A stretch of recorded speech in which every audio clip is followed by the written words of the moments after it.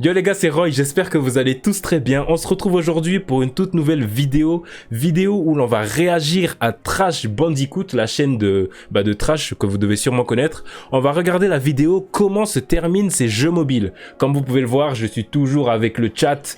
On a Karu, Nassim, Sashidouille, Yusuke, Yeri, Tufi, Lunantic, Erina, Inox, Boruto, Natsui, Rafu, enfin bref, il y a toute la famille. Donc vous, si vous voulez faire partie de la famille des escrocs, le lien sera dans la description, le lien de ma chaîne Twitch. N'hésitez pas à venir checker, vraiment on passe de très bons moments. Donc voilà, vous êtes prêts? On commence avec la vidéo, c'est parti. Tout le monde jouait sur son smartphone. Attendez, je recommence. Dans les années 2010, tout le monde jouait sur son smartphone à Doodle Jump, Jetpack Joyride ou Subway Surfer. J'avoue. Passer des heures sous le préau au collège. Juste une simple question, c'est quoi le jeu auquel vous avez le plus joué, genre? Clash Royale. Moi, en vrai, je crois, le jeu que j'ai le plus tryhard, c'était avec Stormo, c'était comment ça s'appelle? C'était Clash of Clans. Clash of Clans, on a spammé le jeu à la mort. Revoir ces images me file toujours un petit coup de nostalgie. Mais aujourd'hui, c'est assez commun d'avoir la vision de se dire que le vrai gaming, c'est pas sur téléphone. On accorde beaucoup moins de respect à toute une plateforme. Du coup, les jeux mobiles, on les prend pas au sérieux. J'avoue. Personne dans sa vie n'a jamais dit « Oh frérot, viens voir Matelas dinguerie, là je viens de terminer Flappy Bird à 100% en mode légendaire avec toutes les trials. » Aujourd'hui, j'avoue, on boycotte trop les jeux mobiles. Rendre hommage à ces jeux grandioses qui ont tant bercé ma jeunesse. À votre avis, comment se finissent-ils tous? Subway Surfer. Bon alors je sais pas vous, mais ce jeu c'était clairement ma vie. J'y jouais en perm au collège et j'avais plein de boards et de persos. J'avoue, de ouf. Oh le Renoir, j'avoue. 2 milliards de téléchargements, vous y avez forcément joué. À l'ancienne, mon record c'était une run où j'avais dû faire 80 000 points. La partie avait duré quasi 20 minutes non-stop. À la fin, mes doigts étaient en feu. Bon bah comment dire que je suis pas hyper proche du record du monde qui est de 2 milliards 50 millions et 5 000 points. Détenu par ce YouTuber qui a fait un live où il jouait pendant un an non-stop au jeu. Bon bah y'a une couille, c'était un script. Attendez, simple question, il y a des gens qui jouent encore à Subway Surfer? Dans le chat là, il y a des gens qui jouent encore? Ou Temple Run, Non. Oui, moi. Oh oui, moi. Oh mais non. Vous jouez encore à Subway Surfer? Vous êtes des ouf. Ok. Programmé pour jouer parfaitement qui agissait, et il laissait tourner ça en boucle. Le vrai record du monde serait détenu par un certain Karim M, qui a fait 2 milliards 1660 points. Et là encore, aucune preuve, juste ce screen qui a énormément tourné. Oh, le menteur! Dans la communauté du jeu. Sur plein de forums de la commu, c'est un sujet hyper débattu ce record. Est-ce que c'est fake ou non? On n'en sait pas grand chose. Alors vous le savez si vous avez joué au jeu, mais il est de plus en plus rapide et accélère très vite jusqu'à devenir ultra nerveux au plus vous allez loin. Mais je vais briser un mythe, la rapidité du jeu au bout de 2 milliards de points et au bout de 10 minutes de gameplay est la même. C'est tout le temps aussi dur. En gros, au-delà de 10 minutes, le jeu ne va pas plus vite. L'époque des grands frères, hein, Stormo. Ou plutôt une course contre la mort.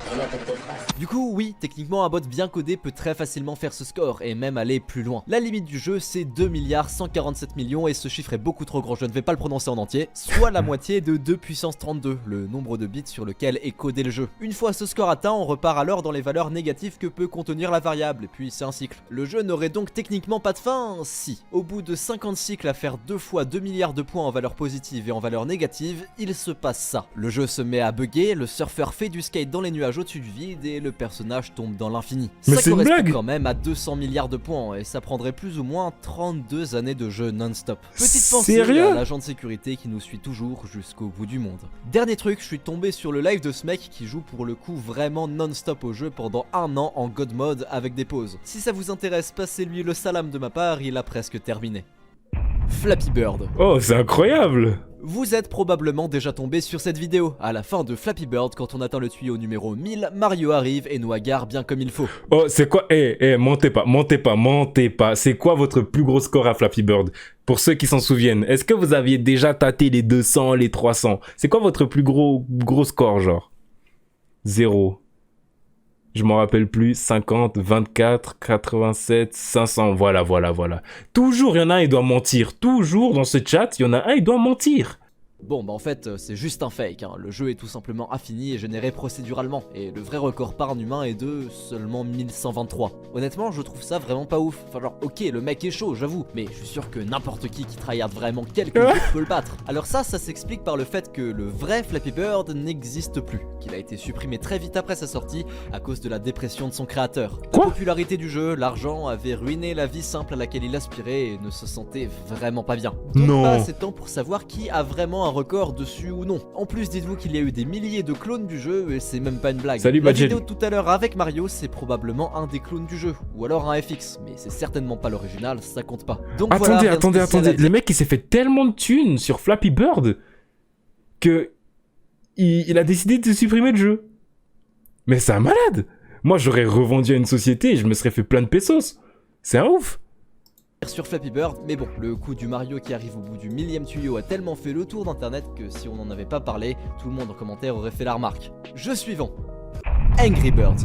On reste dans le domaine des piafs avec Angry Birds. Là, pour le coup, c'était vraiment la folie. Plus d'une dizaine de jeux, des partenariats avec Star Wars, des films au cinéma, des goodies dans tous les sens et même un J'avoue, Flappy Bird, c'était une dinguerie. Des oiseaux méga zahef qui se battent contre des cochons. De nos jours, les Angry Birds sont une vraie figure de proue du gaming autant que Minecraft ou Pokémon. Sans rire, dites-vous que tu sais que le jeu est tellement rare que est fan des Angry Birds. Mais genre vraiment, genre comme moi à son âge, j'étais fan de Dofus. C'est vrai ça. Un t-shirt Angry Birds. Mais vous voulez savoir comment ça. Attendez, c'est vrai cette histoire? Le jeu Flappy Bird est tellement rare qu'un téléphone qui contient Flappy Bird coûte une fortune. C'est une blague. Ok. C'est pour ça que vous êtes là. Alors pour vous, je me suis Angry Birds extrêmement poussé de Angry Birds et croyez-le ou non, il est vraiment riche. Chaque personnage a son nom, son passé, il y a des histoires d'amour, du drama entre la team car Red est frustré d'être le seul oiseau à ne pas avoir de pouvoir. Pour ne rien arranger, les cochons continuent sans cesse d'élaborer de nouveaux plans pour voler les œufs. Franchement, je les comprends, ces pauvres oiseaux ont de quoi être à cran. Regardez-moi ça, sur chaque cinématique, ils ont le gros somme en permanence. Et après plus de 700 niveaux, une guerre acharnée contre les cochons dans plein de différents endroits, les oiseaux suivent le Foreman Pig dans une machine à remonter le temps. Et là, le dernier niveau, dans une atmosphère chaotique, le tout surplombé par un immense squelette de dinosaure, les Angry Birds poursuivent leur ultime bataille. Les oiseaux vainquent enfin, et une bonne fois pour toutes, les cochons récupèrent leurs œufs et partent de l'époque préhistorique. Tu peux gagner à Angry Birds. Salut à Materazzi. L'histoire des Angry Birds, enfin, jusqu'à l'arrivée des collaborations avec Transformers. What? Qu'est-ce que c'est que ça?